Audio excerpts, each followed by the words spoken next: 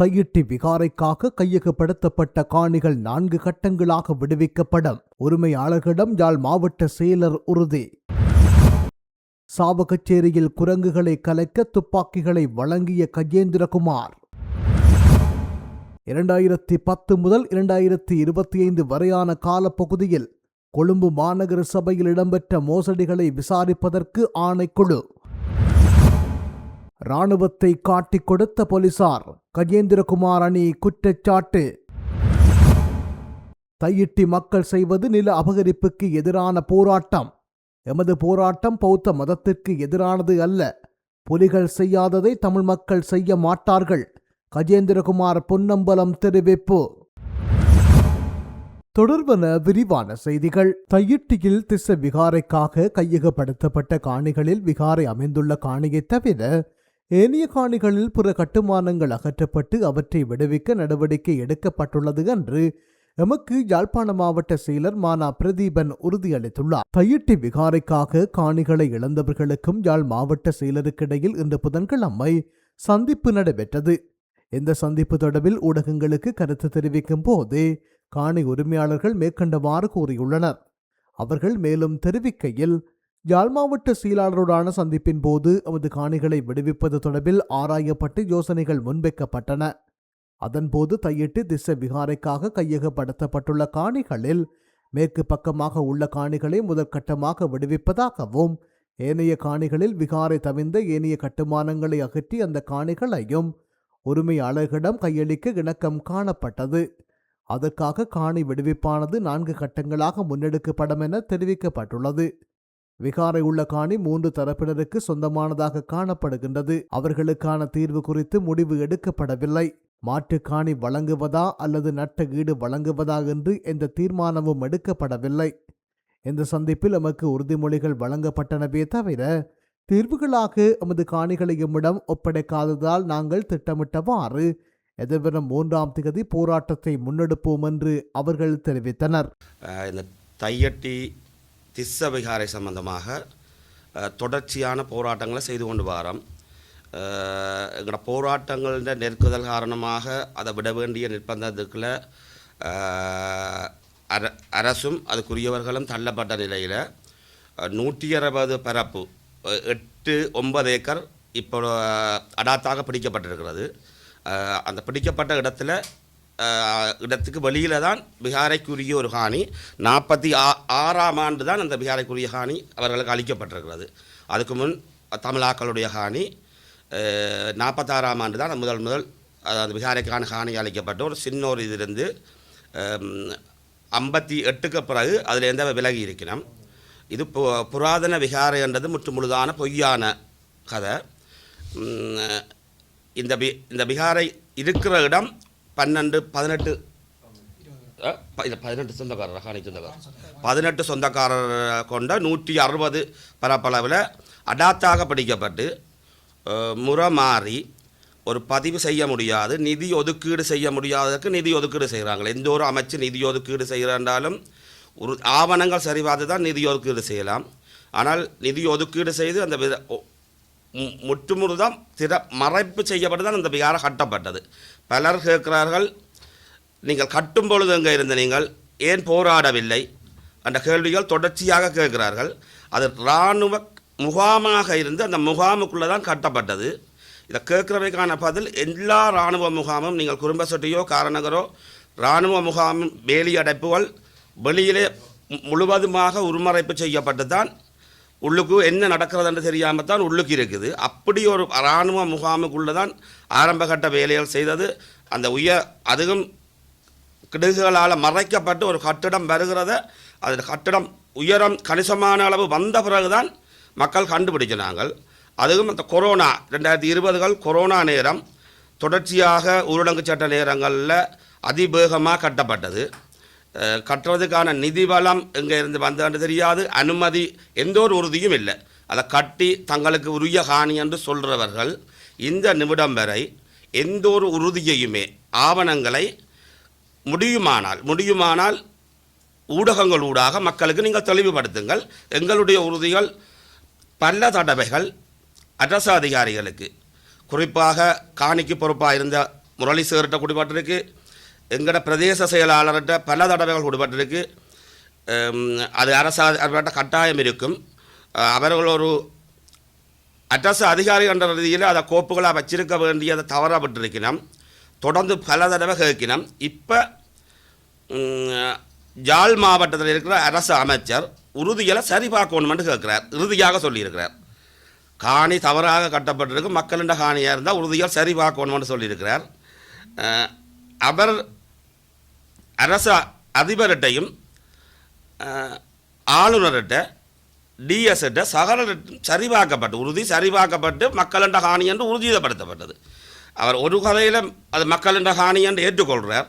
அதுக்கு மாட்டு காணி என்ற இதை கதைக்கிறார். இப்போ நஷ்டஈடு என்ற கதையை கதைக்கிறார். மக்கள் மாட்டு காணியையோ நஷ்டஈடையோ ஏற்றுக்கொள்ள தயாராக இல்லை. காரணம், இந்த அனர்த்தத்துக்கு பிறகு மலையக மக்களை இங்கே கொண்டு வர முயற்சி செய்கிறார்கள் ஒரு சிலர். அதுக்கு அந்த வாழ்விடங்களை இழந்த மக்கள் அனர்த்தம் நடந்தும் தங்கட இடத்தில் இருக்கத்தான் விரும்புகிறோம் என்று சொல்லியிருக்கிறார்கள். ஆகவே அதே போல் நாங்கள் பூர்வீகமாக வாழ்ந்த காணி இவர்கள் எங்கு மாட்டுக்காணி கொடுப்பார்கள்னு தெரியாது. ஒவ்வொரு இடத்துல கொடுக்கலாம். காக்கதீவில் காணிகள் இருக்குது, காக்கதீவு காணிகளை கொடுக்கலாம். அதில் வாழ முடியாது. மாட்டு காணியில் எச்சந்தர்ப்பத்திலும் யாரும் கோரவில்லை, நஷ்டகிட்டையும் நாங்கள் கோரவில்லை. டிசிசி மீட்டிங்கில் மேதகு ஜனாதிபதியிடம் ஒரு கோரிக்கை வைக்கப்பட்ட பொழுது ஆளுநர் அது நாங்கள் மக்களுடன் பேசிவிட்டோம், மக்களுக்கு நஷ்டஈடு வழங்கி அந்த பிரச்சனையை தீர்ப்போம் என்ற வசனத்தோடு அந்த கதையை ஜனாதிபதி பதில் சொல்ல முடியாமல் முடிச்சிருக்கிறார். எங்களோட இந்த காணி உரிமையாளர்களோட எந்த சந்தர்ப்பத்திலையும் அரசு அதிபரோ யாழ் மாவட்ட அரசு அதிபரோ ஆளுநரோ இதை எப்படி தீர்க்கணுமென்றதில் கலந்துரையாட எங்களை அழைக்கவும் இல்லை. நஷ்டஈடு மாட்டுக்காணி என்ற கதைகள் எந்த சந்தர்ப்பத்திலையும் எங்களோட கதைக்கவும் இல்லை. எங்கள்கிட்ட கதைக்காததை தங்கட பாட்டில் அவங்க சொல்லி கொண்டிருக்கிறாங்க. அதுக்கு மேலதிகமாக ஒரு சில மாதங்களுக்கு முன்பு பிரதேச சபையில் முடிவெடுக்கப்பட்டு பிரதேச சபையில் தீர்மானம் நிறைவேற்றப்பட்டு பிரதேச சபை உறுப்பினர்கள் பிரதேச சபை சேர்மனோடு அங்கே போகும் பொழுது ஊடகங்களில் பார்த்துருப்பாங்க, சேர்மனும் அமைச்சர் அரசு அதிபர் எல்லாம் ஒன்றா போனது. அது தவறு. இவர்கள் போகும் பொழுது அரசாங்க அதிபர் அவருடைய வாகனத்தில் அரசு அதிபர் என்ற போர்டை கலட்டி உள்ளுக்கு சீட்டில் வச்ச நிலையில் அரசாங்க அதிபர் அமைச்சர் சந்திரசேகரன் இளங்குமரன் 3 பேரும் புத்தபிக்கோட கதைச்சி கொண்டு வெளியில் வந்திருக்கணும். அது புத்த தர்மத்துக்கு மீறி, புத்த தர்மங்களில் சொல்கிறத மீறி முழு அடர்த்த கட்டப்பட்டிருக்கிற காணிக்க எங்கட காணி பற்றிய விவரங்களை புத்தபிக்கோட கதைச்சு 2 ஏக்கர் விடுறதுக்கு ஒப்புதல் கேட்கினோம். அதுக்கு வீடு கட்டித்தரலாமென்று சொல்லினோம். அது எங்கே விட போயினோம்னு சொல்ல இல்லை, எங்கே விட போயினோம்னு சொல்லினோம் இல்லை. அப்போ அதை பற்றி எங்களோட கதைக்கல, காணியை இழந்த மக்களோட யாரோடையுமே கதைக்கல. தங்களுக்குள்ள முடிவெடுக்கணும். இடத்தின் புவிசார் நிலைகள் தெரியாதவ இஞ்சா தெரிவு செய்த பாராளுமன்ற உறுப்பினர்களாலையும் அதை விளங்கப்படுத்த முடியாமல் இருக்குது. நான் கடூர முயற்சி எடுத்தேன். 3 நாளாக ரஜீவனுக்கு தொடர்ந்து எடுக்கிறேன், எந்தவித பதிலுமே இல்லை. பாராளுமன்ற இளங்குமரனோட கதைக்க முயற்சி செய்தான், அவர் சந்தர்ப்பத்தை தாரார் இல்லை. அவரும் புத்த கோயிலுக்குரிய காணி எங்கே இருக்குன்னு கேட்குற அளவில் இருக்கிறார். அதாவது அவருக்கும் அந்த காணி வெளியில் இருக்குது, இது முழுதான் மக்களோட காணி என்ற விளக்கத்தை விளங்க முடியாமல் இருக்குது. அது காணிகள் அந்த மக்களோட கதைச்சா தான் அது விளங்கும். இன்று வேறு எத்தனையோ போராட்டங்கள் அரச கட்சியில் இருக்கிறவர்கள் வருகிறார்களும் இல்லை. நட்பு ரீதியாக இளங்குமரனை கேட்ட பொழுது அவர் கதைக்க சந்தர்ப்பத்தை தாரார் இல்லை, நேரடியாக கண்டு கதைக்க சந்தர்ப்பத்தை தாரார் இல்லை. எல்லோரும் வேறு விடயங்கள் கதைத்தாலும் நான் சில விடயங்களை உங்களை தெளிவுபடுத்த வேணும். இந்த விகாரை கட்டினதில் உள்ள பிரச்சனை என்னென்னா, இந்த அமரபுரம் நிக்காயாவில் 22 உட்பிரிவுகள் இருக்குது. இது பலருக்கு தெரியாது. அப்போ இதில் ஏற்கனவே இருந்த விகாரைக்குரிய ஒரு பிரிவு அமரபுரம் நிக்காயாண்ட ஒரு பிரிவுக்கு தான் அது உரிமையான காணி. ஆனால் இப்போது விகாரை கட்டப்பட்டிருக்கும் காணியை விகாரை கட்டிய பிரிவினர் அமரபுர நிக்காயாவில் கல்யாண வம்ச என்று சொல்லப்படுற இன்னொரு பிரிவினர். அப்போ இந்த விகாரை கட்டும்போது அவர்கள் அந்த பழைய விகாரை இருந்த இடத்திலே அந்த விகாரைக்கான அடிக்கல் நாட்டிய போது அவர்கள் அமரபுர நிக்காயாவில் இருக்கிற 2 பிரிவுகளுக்கு இடையில் வந்த பிரச்சனை தான் இந்த விகாரியை இடம் மாற்றி கொண்டு தமிழர்களின் காணிக்குள் கட்டினால் எவரும் கேட்க முடியாது என்ற நிலைமைக்கு கொண்டு வந்தது அந்த அவர்களுக்கிடையே இருந்த பிரச்சனை. அப்போ ஒரு விகாரைக்குரிய காணியை இருக்கும்போது அந்த விகாரைக்குள் கட்டுவதற்கு அமரபுர நிக்கா என்ற இன்னொரு பகுதியினர் விடவில்லை. அந்த மற்ற பகுதியில் யார் என்றால் நயினாதீவு நாக விகாரைக்குரிய பிரிவினர். அப்போ அவர்களின் பேரில் இருக்கிற தங்கட காணிக்கில் உங்களோட விகாரையை கட்ட முடியாது என அவர்கள் மறுத்ததன் காரணமாகத்தான் 2ஆம் முறை அடிக்கல் நாட்டப்பட்டது தமிழர்களின் காணியில். ஆனபடியா இதை யோசிக்கணும். இந்த கொமெண்ட்ஸ் சொல்கிறார்கள் கொஞ்சம் சிந்தியுங்க. என்னென்னா எங்களுக்கு அந்த நேரம் போராடக்கூடிய வல்லமை இருந்தாலும் போராடியவர்களுக்கு என்ன ஏற்பட்டது என்பது உங்களுக்கு தெரிய வேணும். இடையில் நல்லாட்சி அரசாங்கம் சிறிதானம் இருந்தாலும் கோத்தபாய ராஜபக்ச ஜனாதிபதியாக இருந்த காலகட்டத்தில் நாங்கள் அந்த போராட்டத்தில் முன்னெடுத்திருந்தால் இன்று நாங்கள் இந்த பத்திரிகையாளர் மாநாட்டையோ அல்லது இந்த ஊடக சந்திப்புக்காக நாங்கள் இங்கே வரக்கூடிய நிலைமை இருந்திருக்காது. உங்கள் எல்லாருக்குமே தெரியும். கடந்த காலத்தை பற்றி தெரியாத அடுத்த சந்ததியினர் சில நேரங்களில் நீங்கள் போடுற கொமெண்ட்ஸ் எங்களுக்கு சரியான மனவேதனையை தருகிறது. இதன் பாரம்பரியம் இந்த அடிப்படைகளை விளங்கிக் கொள்ளாது நீங்கள் இந்த விஷயத்தை கையாளுறீர்கள். எனவே தயவு செய்து இதன் ஆழ அகலங்களை உணர்ந்து அதை தெரிஞ்சு கொண்டு சில விஷயங்களை கதையுங்கள். அடுத்தது டாக்டர் அர்ச்சுனா, நாங்கள் உங்களுக்கு எதிரிகள் அல்ல. நீங்கள் ஒன்றே யோசிக்கணும். நாங்கள் இன்னொருத்த காணியை நாங்கள் கேட்கவில்லை, எங்களோட காணியை தான் கேட்குறோம்.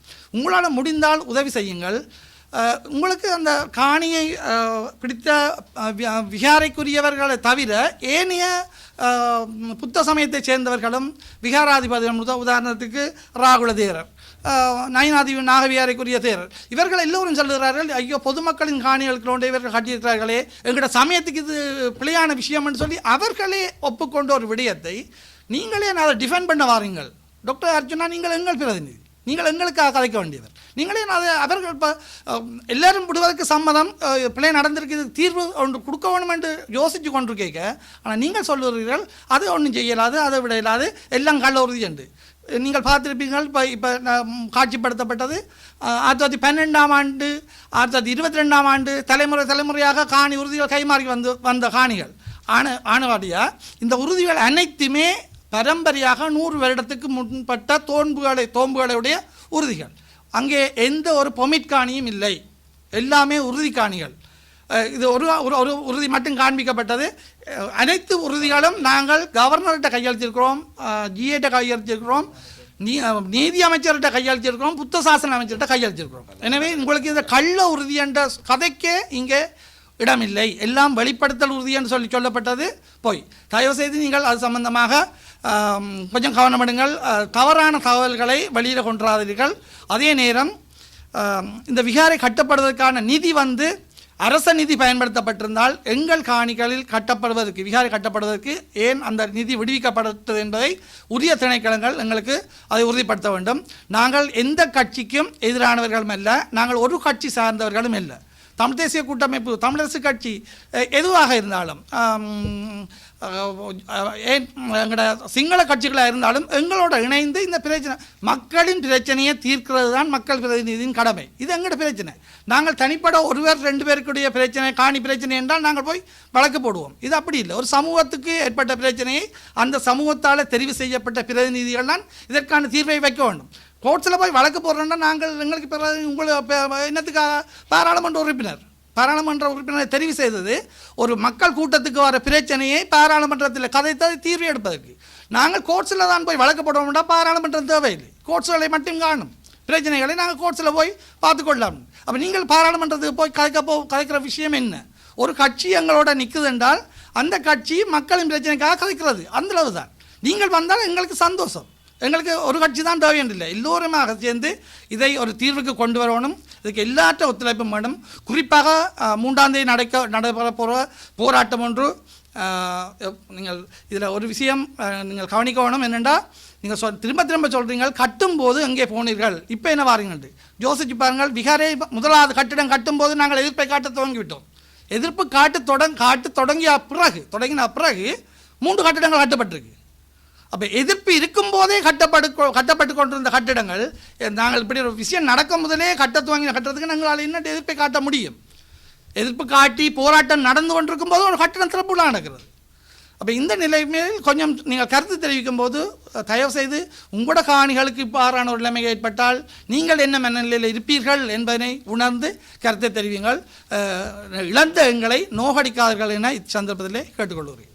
இந்த இடத்துல வந்து நான் ஒரு சரியான ஒரு மனக்கவலையோடய மிகுந்த வருத்தத்தோடையும் தான் நான் வந்து உங்களை முன்னாடி நான் பேசி கொண்டிருக்கிறேன். என்னென்னு சொன்னேன், இந்த தையிட்டி நாங்கள் இப்போ 3 வருஷம் ஆகுது நாங்கள் போராட தொடங்கி. இந்த 3 வருஷத்துலேயும் நாங்கள் சாதித்தது என்னென்னா, ஆக குறைந்தபட்சம் இந்த பிரச்சனையை வந்து உலகளாவிய ரீதியில் வந்து நாங்கள் வெளிப்படுத்தி இருக்கிறோம். இப்படி இந்த மக்களுக்கு ஒரு அநீதி நடந்து கொண்டிருக்கிற விஷயத்தை வந்து நாங்கள் இந்த போராட்டத்தின் மூலம் வெளி உலகுக்கு கொணர்ந்துருக்கிறோம்.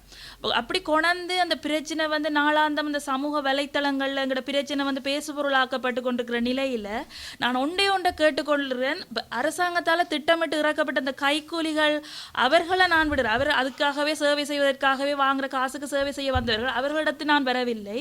இந்த போகிற வார வழியில் 2 பின்னூட்டல்களை தட்டி விட்டுட்டு போகிறாக்களை முன்வச்சு தான் நான் இந்த கோரிக்கையை முன்வைக்கிறேன்.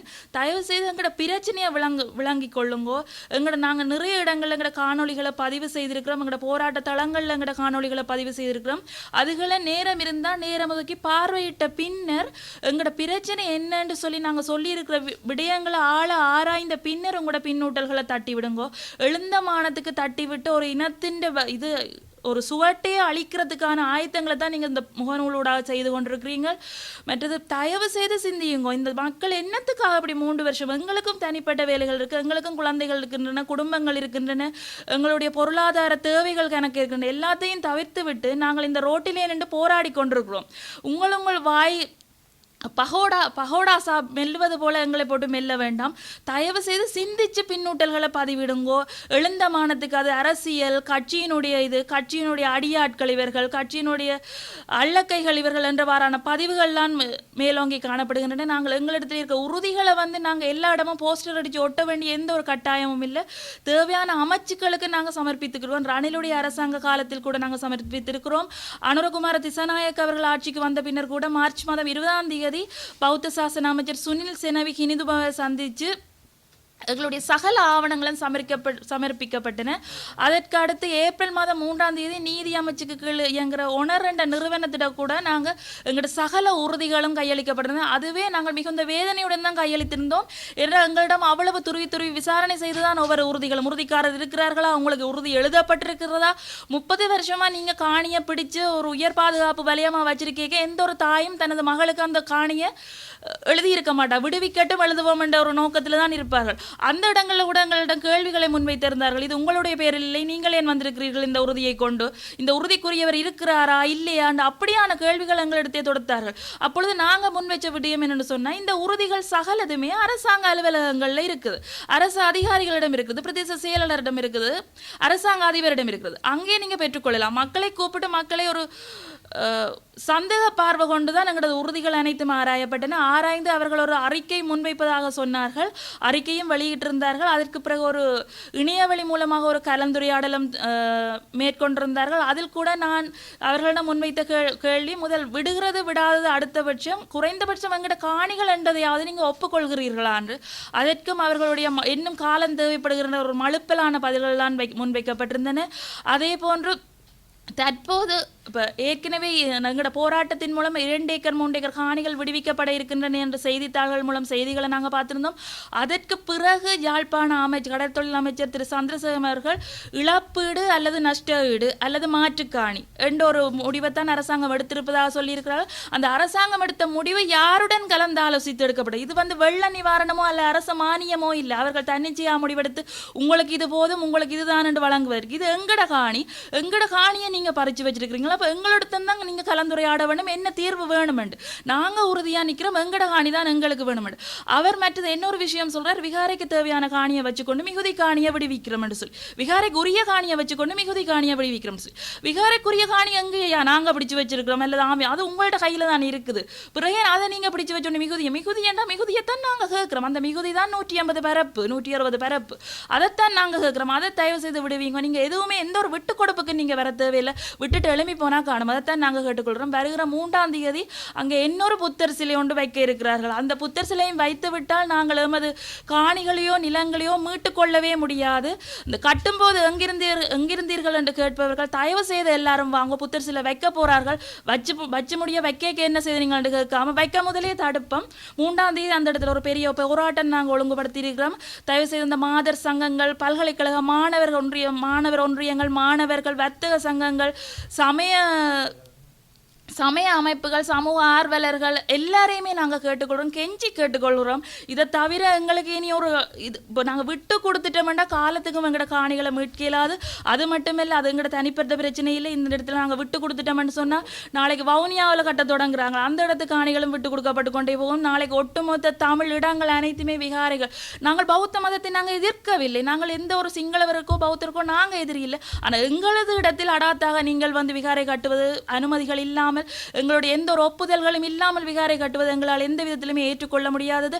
இந்த அனுர அரசாங்கம் வந்து நாடாளுமன்ற உறுப்பினர்கள் தெரிவு செய்யப்பட முன்னர், ஜனாதிபதி தெரிவு செய்யப்பட்ட மயிலிட்டியிலே ஒரு கூட்டம் நடந்தது. அதில் வந்து அமைச்சர் சந்திரசேகர் வந்து சொல்லியிருந்த விஷயம், எங்களுக்கு அனுர தோழரால் சொல்லியிருக்கிற விஷயம், எதையுமே நீங்கள் சொல்லாதீங்கோ செய்யுங்கோ, ஆகலால் நாங்கள் எதையும் சொல்ல மாட்டோம், கதைக்க மாட்டோம், செயலில் தான் காட்டுவோம்.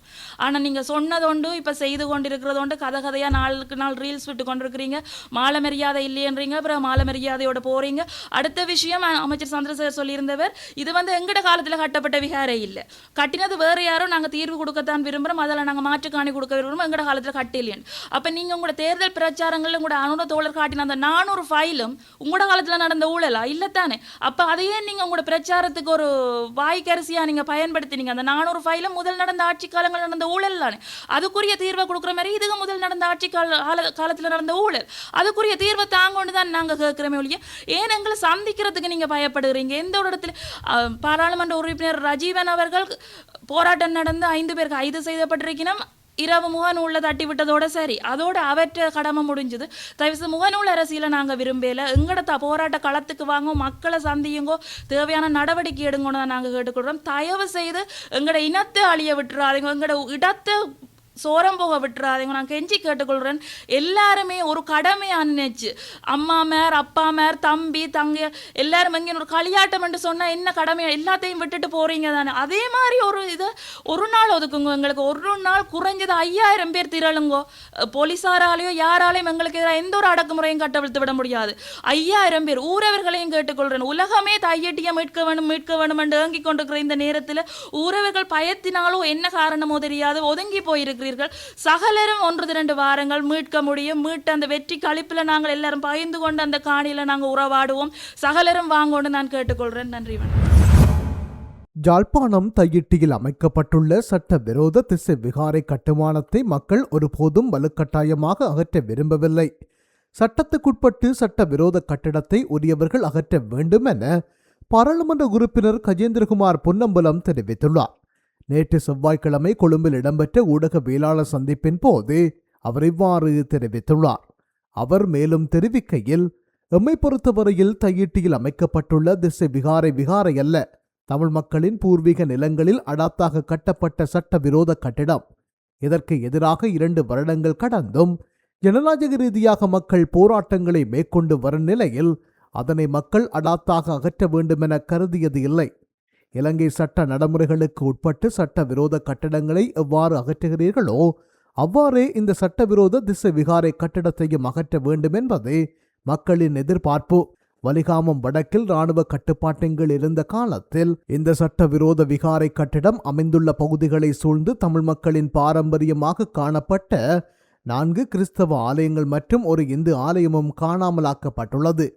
அதில் 2013ஆம் ஆண்டு மயிலிட்டி பிள்ளையார் ஆலயம் உயர் பாதுகாப்பு நிலையத்தில் இருந்தபோது உரிய அனுமதிகளை பெற்று பாதுகாப்பு தரப்பினர் அப்பகுதி மக்களை ஒரு நாள் வழிபட அனுமதித்தார்கள். அங்கு வழிபாட்டை நடத்தியவர்கள் தாங்கள் சென்றபோது ஆலயம் முழுமையாக இருந்ததாகவும் தாங்கள் வழிபாடுகளை மேற்கொண்டோம் என தெரிவித்த நிலையில் தற்போது குறித்த ஆலயம் இருந்த இடம் தெரியாமல் காணாமல் போயுள்ளது. சட்ட ரீதியாக மக்கள் வழிபட்ட ஆலயங்களை அழிக்க முடியும் என்றால் சட்டவிரோத திசை விகாரை கட்டிடத்தை அகற்றுவதில் என்ன பிரச்சனை இருக்கிறது? நாங்கள் மதங்களை மதிக்கின்றோம், மதங்களுக்கு எதிரானவர்கள் அல்ல. விடுதலை புலிகள் கூட தமது கட்டுப்பாட்டில் யாழ்ப்பாணம் இருந்த போது நைனாதீவு விகாரை மற்றும் யாழ் நாக விகாரைகளை அகற்ற நினைக்கவில்லை, பாதுகாத்தார்கள். இன்று யாழ்ப்பாணத்தில் விகாராதிபதிகள் என்ன கூறுகின்றார்கள்? அண்மையில் நைனாதீவு நாக விகாராதிபதி கூறினார், தையிட்டியில் புத்தபெருமான் மக்களின் காணிகளை அடாத்தாக பிடித்து விகாரை கட்ட யாருக்கும் கூறவில்லை என்று. தையிட்டி திசை விகாரை அமைந்துள்ள மக்களின் காணிகள் அவர்களுக்கே வழங்க வேண்டும் என கூறியிருந்தார். அதேபோல யாழ்ப்பாணம் நாக விகாராதிபதி தையிட்டி திசை விகாரை அமைந்துள்ள காணிகளை அந்த மக்களுக்கே மீண்டும் வழங்க வேண்டும் என கூறுகின்றார். இதிலிருந்து என்ன விளங்குகின்றது? குறித்த விகாரை சட்ட விரோதமாக அடாத்தாக காணப்படுகின்றமை தெளிவாக பௌத்த துறவிகளால் அவதானிக்கப்பட்டுள்ளது. நாங்கள் பௌத்த மதத்தை இழிவுபடுத்தவில்லை, யாழிலிருந்து பௌத்த மதத்தை அகற்ற வேண்டுமென கூறவில்லை. சட்ட ரீதியாக எமது மக்களின் காணி உரிமைகள் பாதுகாக்க வேண்டும் என்பதற்காகவே சட்ட விரோதமாக அமைக்கப்பட்ட கட்டிடத்தை அகற்றுமாறு கூறுகின்றோம். ஆகவே தையிட்டி சட்டவிரோத திசை விகாரை கட்டிடத்தை அகற்றுவதற்காக போராடும் நாங்கள் இனவாதிகளோ மதவாதிகளோ கிடையாது. தமிழினத்தின் இருப்புக்காகவும் இன விடுதலைக்காகவும் போராடுபவர்கள் என அவர் மேலும் தெரிவித்துள்ளார். தமிழ்த் தேசிய கட்சியின் தேசிய அமைப்பாளரும் யாழ் மாநகர சபை உறுப்பினருமான சுபீகரன் நிசாந்தன் யாழ் ஊடக மையத்தில் நேற்று ஊடக சந்திப்பொன்றை நடத்தினார். அரசியல் கட்சி தலைவர்களின் கைதுகள் தொடர்பாக ஒரு சிறு கருத்துக்களை கதைக்கலாம் என்று. அதுக்கு முன்னர் உங்களுக்கு தெரியும், நாட்டினுடைய ஜனாதிபதியாக வந்திருக்கக்கூடிய அனுரகுமார திசாநாயக் அவர்கள் நினைக்கிறேன் இன்றைக்கு ஒரு வருடத்தை கடந்திருக்கின்றது அவருடைய ஆட்சி. கடந்த ஜனாதிபதி தேர்தல் காலத்திலே அவர் வடகிழக்கினுடைய தமிழ் மக்களுக்கு, வாழ்கின்ற தமிழ் மக்களுக்கு மத்தியிலே உரையாற்றுகின்ற போதும் அவருடைய பிரச்சார பணிகளை தொடர்ந்த போதும் பல கருத்துக்களை சொல்லியிருந்தார். அவர் சிங்கள மக்களுக்கும் அவ்வாறே சொல்லியிருந்தார், அதையே தமிழ் மக்களுக்கும் சொல்லியிருந்தார். அதாவது தான் ஆட்சிக்கு வந்து 24 மணி நேரங்களில் கொச்சிக்கடை ஈஸ்டர் குண்டு தாக்குதல் சூத்திரதாரிகளை கைது செய்வேன் என்று அவர் முதலாவதாக சொல்லியிருந்தார். 24 மணி நேரத்துக்குள்ளே அந்த குற்றவாளிகளை அடையாளம் கண்டிருக்கின்றோம், அவர்களை கடந்த அரசாங்கங்கள் கைது செய்யவில்லை, அந்த விசாரணைகள் இழுத்தடிக்கப்பட்டிருக்கின்றன, அந்த குற்றவாளிகளை தான் கைது செய்து அடைப்பேன் என்று சொல்லியிருந்தால், ஆனால் அது இன்று ஒரு வருஷம் ஆண்டியும் அதனுடைய எந்த விதமான நடவடிக்கையுமே நடக்க முடியவில்லை. அதுபோல ஈஸ்டர் குண்டு தாக்குதல் பயங்கரவாத தடை சட்டம், வடகிழக்கிலே தமிழர்களுக்கு எதிராக மிக மோசமாக கடந்த ஆட்சி காலங்களிலே பாதிக்கப்பட்ட பயங்கரவாத தடை சட்டத்தை இல்லாமல் ஒழிப்பேன் என்று சொல்லியிருந்தால், ஜனாதிபதியுடைய நிறைவேற்று அதிகாரமுடைய ஜனாதிபதி முறைமையை ஒழிப்பேன் என்று சொல்லியிருந்தார். அவ்வாறு பிணைமுறை மோசடி சூத்திரதாரிகளை கைது செய்து உள்ளே போடுவேன் என்று சொல்லியிருந்தார். ஆகவே இவ்வாறு பல தகவல்களை ஜனாதிபதி அனுரகுமார திசாநாயக் அவர்கள் ஊடகங்கள் மூலமாகவும் பிரச்சார மேடைகளே முழங்கி வந்திருக்கின்றார். அவர் பேச்சு திறமை மிக்கவர் என்பதை இந்த உலகம் நன்கு அறியும். உங்களுக்கு தெரியும், கடந்த காலங்களில் அவர் அந்த பிரச்சாரத்துக்கு முன்பாக ஒரு பழைய அவருடைய ஒரு ஊடக சந்திப்பிலே ஒரு ஃபைல் கட்டுக்களை கொண்டு வந்து 400 கோப்புகளை கொண்டு வந்து அந்த இதில் என்னுடைய ஊழல்கள் இருக்கின்றன, நான் ஆட்சிக்கு வந்த உடனே இந்த ஊழல்கள் அனைவருமே இந்த ஊழல்கள் அவ்வளவு ஆதாரத்துடன் இருக்கின்றன, நான் அதை நிரூபித்து உடனடியாக குற்றவாளிகளை, அது பாரபட்சமின்றி எந்த ஒரு அரசியல் கட்சி தலைவரானாலும் சரி எல்லாரையும் சரி தான் கைது செய்து உடனடியாக ஒரு மக்களுக்கான ஆட்சியை, நீதியான ஆட்சியை நான் நடைமுறைப்படுத்துவேன் என்று கூறியிருந்தார். அந்த அவருடைய பேச்சினுடைய கவர்ச்சிகளை நம்பி எங்களுடைய மக்கள் வடகிழக்கு மட்டுமல்ல தென்னிலங்கையில் மக்கள் அதிகமாக வாக்களித்திருந்தார்கள் அனுரகுமார திசாநாயக் என்ற ஜேவிபி கட்சிக்கு. உண்மையிலே ஜேவிபி கட்சி என்றது எங்களுக்கு ஒரு இனவாதமான ஒரு கட்சி. நாங்கள் ஆரம்பத்தின் தொட்டு இன்று வரைக்கும் ஜேவிபி கட்சியை எதிர்க்கின்ற காரணங்கள் பல இருக்கின்றன. உங்களுக்கு தெரியும், எங்கள் வடகிழக்கு மாகாண சபை வடகிழக்கை பிரித்தது மட்டுமல்ல, எங்களுடைய போராட்டத்தை, எங்களுடைய தேசிய விடுதலை போராட்டத்தின் போது, இறுதிக்கட்ட யுத்தத்தின் போது சிங்கள மக்களிடத்திலே போய் பொய்யான பிரச்சாரத்தை சொல்லி தமிழர்கள், விடுதலை புலிகள் தங்கள் இராணுவத்தை கொள்கின்றார்கள், நீங்கள் உடனடியாக இராணுவத்துக்கு சென்று 1 லட்சத்துக்கு மேற்பட்ட இளைஞர்கள், சிங்கள இளைஞர்களை இராணுவத்துக்கு சேர்த்து கொடுத்த மிக பெரும் பங்கு இந்த அனுரகுமார திசாநாயக் இருக்கின்றது நேரடியாகவே. அவர் மட்டுமில்லை, பின்னணியிலே ஜேவிபி கட்சியினுடைய செயலாளராக இருக்கக்கூடிய டில்வின் சில்வா, அன்றைக்கு அவர்தான் மறைமுகமான ஒரு ஜனாதிபதியாக பின்னணியில் இருக்கின்றார். உண்மையிலே இன்றைய நாட்டை ஆட்சி செய்வது டில்வின் சில்வா, ஜேவிபி செயலாளர் நாயகம். அவருடைய ஒரு நடிகராகவும் ஒரு பேச்சாளராகவும் தான் இந்த அனுரகுமார திசாநாயக் இருக்கின்றார். ஆகவே இவ்வாறான கருத்துக்களை மக்கள் மத்தியிலே இவ்வாறான கருத்துக்களை சொல்லிய ஜேவிபி இன்று ஒரு இடத்தை தாண்டியும் எதை செய்தது? ஒன்றையும் செய்யவில்லை. அப்போ மக்கள் மத்தியில் எழுந்த ஜேவிபி கருத்துக்களை முறியடிப்பதற்காக ஊழல் என்று சொல்லி ஒரு விவகாரங்களை கையில் எடுத்து சிறு சிறு அரசியல் கட்சி தலைவர்களையும் சிறு சிறு பாராளுமன்ற உறுப்பினர்களையுமே கடந்த காலம் கைது செய்து அதுவும் ஓரிரு மாதங்களில் அல்லது ஒரு சிறு கிழமைகளிலே வெளியே விட்டிருக்கின்றார்கள். இந்த அடிப்படையிலே இன்று உங்களுக்கு தெரியும், யாழ்ப்பாணத்தினுடைய முன்னாள் அமைச்சர் டக்ளஸ் தேவானந்தா அவர்களை இந்த அரசாங்கம் கைது செய்திருக்கின்றது. இதற்கு முன்னர் உங்களுக்கு தெரியும், கிழக்கு மாகாணத்திலே மட்டக்களப்பு மாவட்டத்திலே சிவநேசன் துறை சந்திரகாந்தன் என்று அழைக்கக்கூடிய முன்னாள் விடுதலை புலி உறுப்பினர் பிள்ளையான் அவர்களையும் கைது செய்திருக்கின்றது. பல குற்றச்சாட்டுகளை இன்று வரைக்கும் அவர் சிறையில் இருக்கின்றார். ஆனால் இன்னும் அவர் வெளிவரவில்லை. ஆகவே இந்த அடிப்படையில் இன்று டக்ளஸ் தேவானந்தாவை கைது செய்திருக்கின்றார்கள். இந்த நிகழ்ச்சி நிரலின் அடிப்படையிலே நாளை அல்லது நாளை மறுநாளோ இந்த அரசியல் கட்சி தலைவர்மார், அதாவது எங்களோட போராட்ட ஒரு காலத்திலே எங்கள் மக்களுக்காக ஆயுதம் தூக்கி போராடிய அனைத்து கட்சி தலைவர்களுக்கும் இந்த ஆபத்து நெருங்கி கொண்டிருக்கிறது. அது சித்தார்த்தனாக இருக்கலாம், அல்லது செல்வம் அடைக்கலனாக இருக்கலாம், அல்லது சந்திரகுமாராக இருக்கலாம்.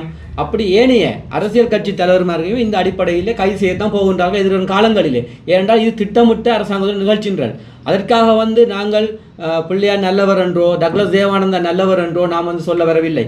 அவர்கள் விடுதலை புலிகளுக்கு எதிராக சில செயற்பாடுகளை செய்தார்கள். அந்த நேரத்திலே விடுதலை புலிகளுடைய தலைவர் வேலுப்பிள்ளை பிரபாகரன் அவர்களை பல நேரம் அவர்களுக்கு தண்டனைகளையும் கொடுத்திருக்கின்றார். ஆனால் அந்த அடிப்படையிலே இன்று அந்த மக்கள், உங்களுக்கு தெரியும், டக்ளஸ் தேவானந்தாவை பொறுத்த வரைக்கும் டக்ளஸ் தேவானந்தா கடந்த காலத்திலே எவ்வாறு சந்திரிகா 90ஆம் ஆண்டு காலப்பகுதியில் இருந்து சந்திரிகா குமாரதுங்க அம்மையார் அவர்கள் ஜனாதிபதியாக இருந்த காலம் தொடக்கம், மஹிந்த ராஜபக்ஷ இருந்த காலம் தொடக்கம், அதுக்கப்புறம் ரணில் விக்ரமசிங்கே இருந்த காலம் தொடக்கம் அவர் அந்த அரசாங்கத்தின் இணக்கரசியலை ஊடாக அவர் பயணிக்கின்றவர், அந்த இணங்கியே போயிருக்கின்றார். ஆகவே அவர் டக்ளஸ் தேவானந்தா அவர்கள் உங்களுக்கு தெரியும், கடந்த காலத்திலே வடக்கு மாகாணத்திலே ஆதாரங்கள் இருக்கின்றன, அவர் எவ்வளோ சம்பவங்களோட பாரதூரமான சம்பவங்களுடன் ஈடுபட்டிருக்கின்றார் என்பது அனைத்து தமிழ் மக்களுக்கு உலக மக்களுக்கு தெரியும். ஆகவே அவர்களுடைய அதுக்கு தண்டனைகளை கொடுக்க வேண்டும், ஆதாரபூர்வமாக இருந்தால் தண்டனை கொடுக்க வேண்டும் என்பதற்கு எந்த விதமான மாற்று கருத்தும் எனக்கு இல்லை.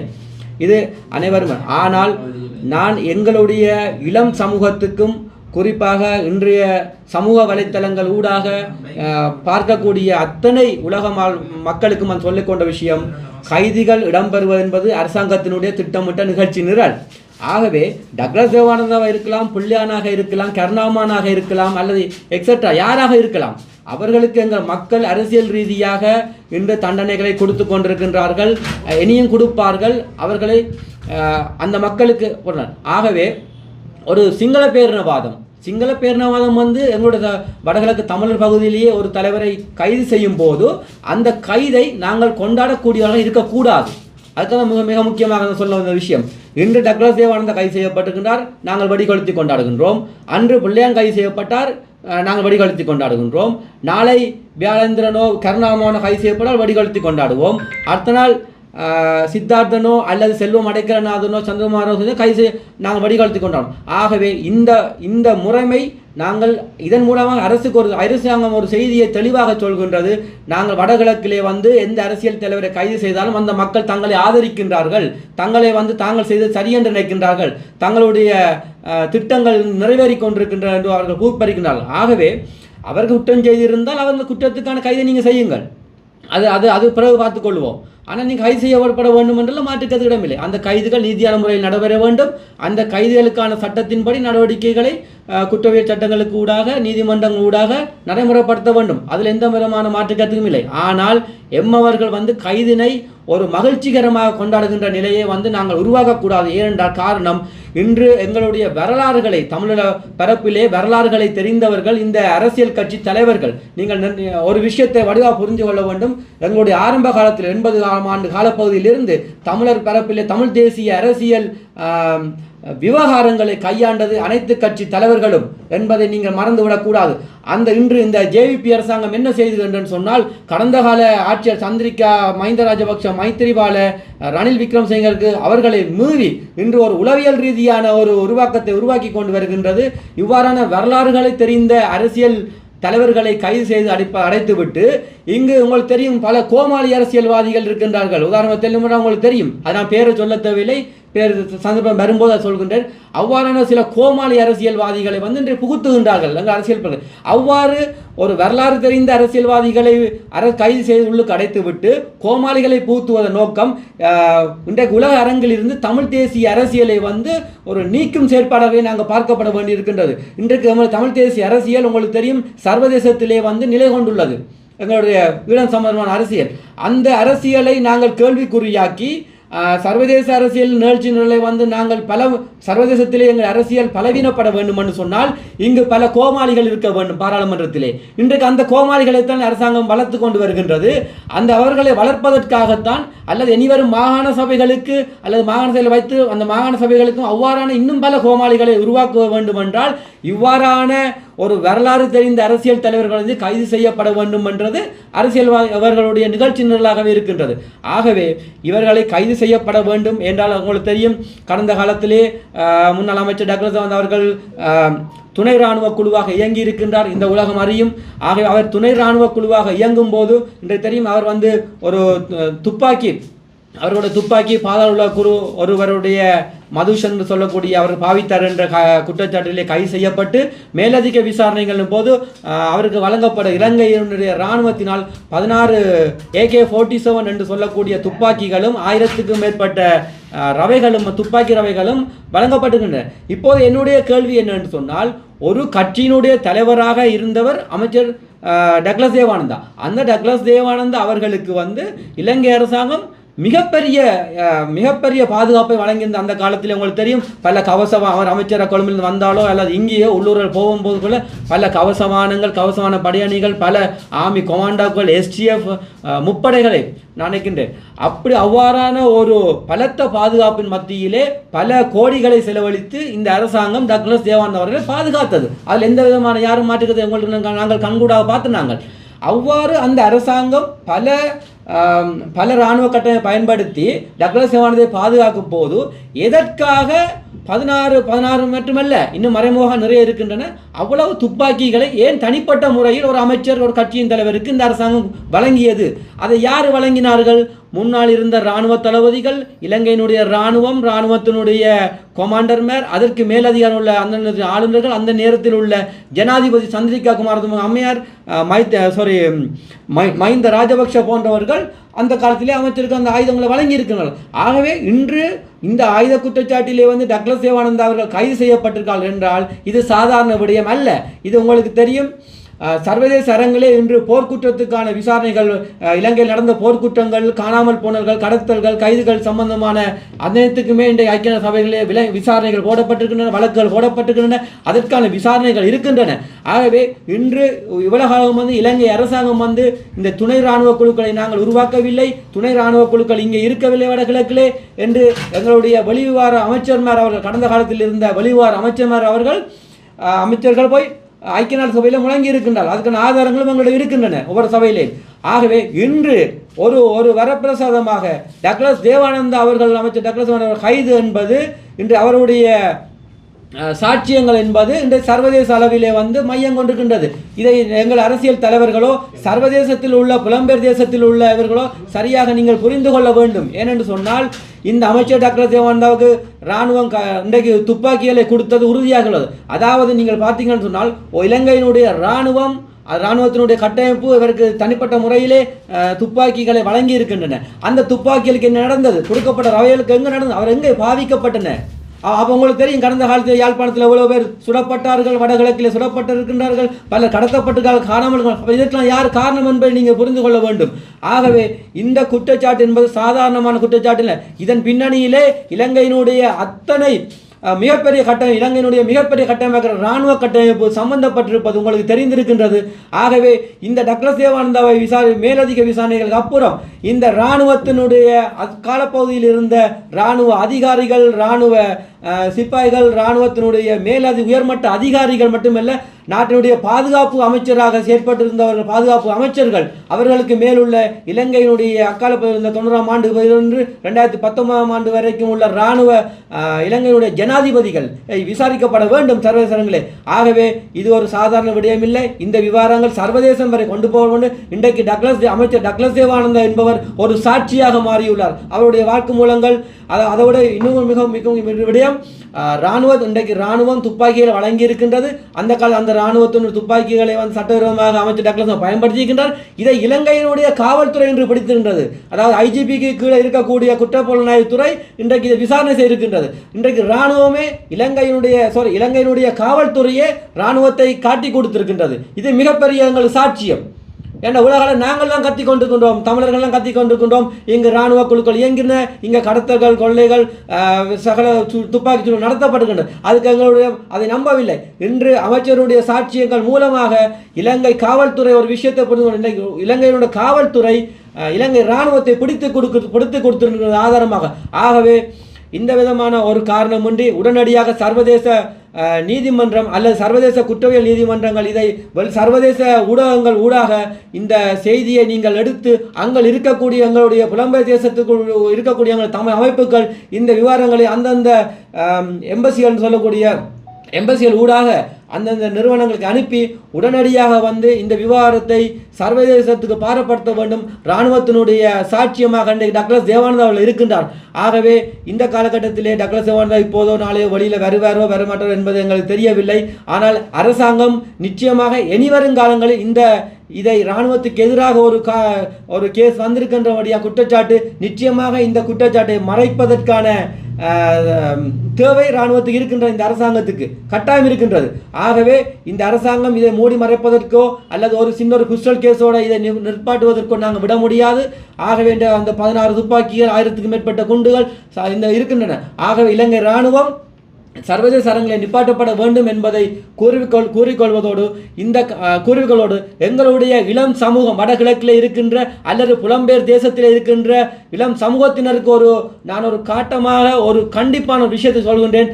எந்த ஒரு அரசியல் கட்சியினுடைய தலைவருடைய கைதையும் எங்கள் மக்கள்கள் ஆதரித்தோ அல்லது அதை ஒரு வெற்றிகரமான ஒரு நிகழ்வையோ கொண்டாடக்கூடாது. ஏனென்று சொன்னால் உங்களுக்கு தெரியும், இது JVP அரசாங்கத்தினுடைய திட்டமிட்ட நிகழ்ச்சி நிரலும் ஒன்று. ஆகவே கைது செய்யப்பட வேண்டியவர்கள் கைது செய்யப்பட வேண்டும். அவர்கள் குற்றம் இழைத்திருந்தால் அவர்களுடைய நடவடிக்கை நீதிமன்றம் ஊடாக குற்ற தண்டனைகள் வழங்கப்பட வேண்டும் என்பதில் நாங்கள் ஆணித்தரமாக இருக்கின்றோம். அதே நேரத்தில் JVPயினுடைய இந்த திட்டமிட்ட நிகழ்ச்சியினர்கள் இனியும் தொடரப் போகின்றது வடகிழக்கு முழுவதும். எங்களுடைய வரலாறு தெரிந்த அரசியல் கட்சி தலைவர்களை தூக்கி அவர்களை சிறையில் அடைத்துவிட்டு பல கோமாளிகளை இன்றைக்கு வடகிழக்கில் இறக்கி இருக்கின்றார்கள். அந்த கோமாளிகள் இன்று வந்தால் உங்களுக்கு தெரியும், அவர்களுடைய ஒரு கூட்டத்தை கூட நடத்த முடியவில்லை, ஒரு பாராளுமன்றத்தில் கதைக்க முடியவில்லை. அவர்கள் இன்று எங்களுக்கு வடகிழக்கு என்பது தமிழர்களுடைய கலாச்சார பூமி, பண்பாட்டு பூமி. இந்த பூமியிலே எங்களுடைய மக்கள் நாங்கள் நீண்ட காலமாக பாராளுமன்றத்திலே எங்களுடைய தலைவர்கள் உரையாற்றி இருக்கின்றார்கள். உங்களுக்கு தெரியும், தஞ்சை செல்வா தொடக்கம் ஜிஜி பொன்னம்பலம் தொடக்கம் இன்று வரைக்கும் எவ்வளவோ தலைவர்கள் உரையாற்றி இருக்கின்றார்கள் அத்தனை மொழிகளிலும். ஆனால் இவர்களுடைய எங்களுடைய வார்த்தைகள் என்பது மிக கவனமாகவும் தெளிவாகவும் இருக்கும். ஆனால் இன்றைக்கு தரங்கட்ட ஒரு அரசியலுக்கு வந்திருக்கின்றது. அதை எங்களை மக்கள் நாங்கள் சொல்ல தேவையில்லை. இன்றைக்கு அவர்களுக்கு வாக்களித்த மக்கள்கள் அதை உணர வேண்டும். அந்த விவகாரத்தை உணர்ந்து கொண்டு எதிர்வரும் காலங்களில் இந்த மக்கள் சரியான நபர்களுக்கு வாக்களிக்க வேண்டும், சரியானவர்களை தெரிவு செய்ய வேண்டும். வாக்களிப்பு முக்கியமில்லை, தேர்தல் முக்கியமில்லை.